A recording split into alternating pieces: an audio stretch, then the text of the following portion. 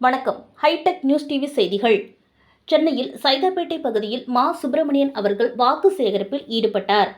சட்டமன்ற தேர்தலில் திமுக சார்பாக சைதாப்பேட்டை தொகுதியில் போட்டியிடும் அமைச்சர் மா. சுப்பிரமணியன் அவர்கள் சைதாப்பேட்டை தொகுதிக்கு உட்பட்ட பல்வேறு இடங்களில் தீவிர வாக்கு சேகரிப்பில் ஈடுபட்டார். முன்னதாக சைதாப்பேட்டை காரணீஸ்வரர் கோவில், தேரடி தெரு, ஜோன் சாலை உள்ளிட்ட பல்வேறு இடங்களில் இல்லந்தோறும் சென்று தீவிர பிரச்சாரத்தில் ஈடுபட்டார். இதுகுறித்து செய்தியாளர்களிடம் பேசிய அவர் தெரிவித்திருப்பதாவது: தொடர்ந்து வாக்காளர்களை சந்தித்து வாக்கு சேகரித்து வருகிறேன்.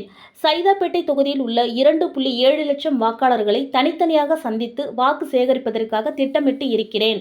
திமுக அரசின் சாதனைகளையும் திட்டங்களையும் மக்களிடம் எடுத்து கூறியும், திமுக தேர்தல் அறிக்கையை தெரிவித்தும் வாக்கு சேகரித்து வருகிறேன். குற்றச்சாட்டுகளை சொல்லவில்லை என்றால் அவர் எதிர்க்கட்சி தலைவர் இல்லை. சட்ட ஒழுங்கு சிறப்பாக உள்ளது. மக்கள் மகிழ்ச்சியாக இருக்கிறார்கள். திமுக முதன்மையான மாநிலமாக இருக்கிறது என்று சொன்னால் அவர் எதிர்க்கட்சி தலைவராக இருக்க முடியாது. அவருக்கு அதை சொல்வதற்கும் வாய்ப்பு வராது என்று அவர் கூறினார்.